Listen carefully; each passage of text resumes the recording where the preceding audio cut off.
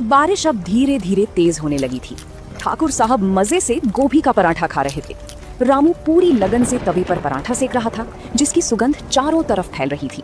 तभी सड़क के मोड़ पर एक बहुत बड़ी, महंगी, चमचमाती काली कार आकर रुकी।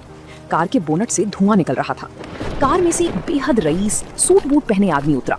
वो शहर का एक बहुत बड़ा बिजनेसमैन था। भाई साहब, क्या मैं थोड़ी देर आपकी इस दुकान के नीचे खड़ा हो सकता हूँ? अरे साहब, पूछने की क्या बात है, आप अंदर आ जाइए। इस लकड़ी के बेंच पर बैठिए, यहाँ बौछार नहीं आएगी। शुक्रिया। शहर से हाईवे की तरफ जा रहा था, पर आज तो किस्मत ही खराब है। अरे साहब, किस्मत खराब नहीं, अच्छी कहिए कि आप रामू के ठेले पर आ गए।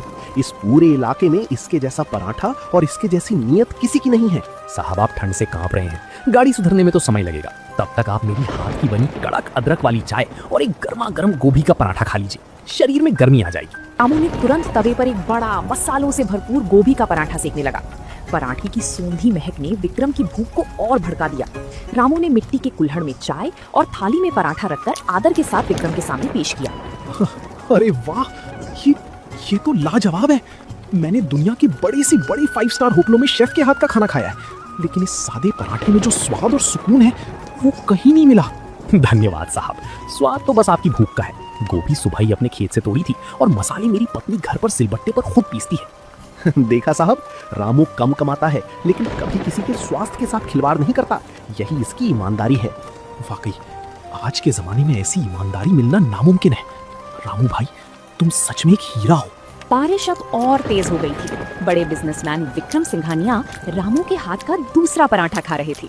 तभी गांव का वही चालाक साहूकार धनीराम छाता लगाए दोबारा वहां धमका।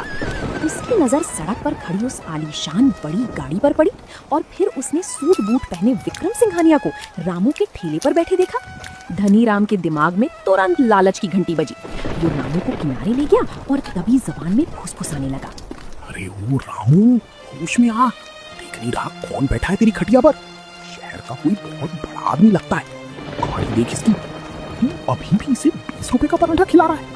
हाँ तो धनीराम जी, वो मेरे मेहमान हैं, भूखे थे और गाड़ी खराब हो गई। मैंने तो उनसे पैसे मांगे भी नहीं है। तू कितना बड़ा मूर्ख है रामू। अब सुन, मेरी बात मान।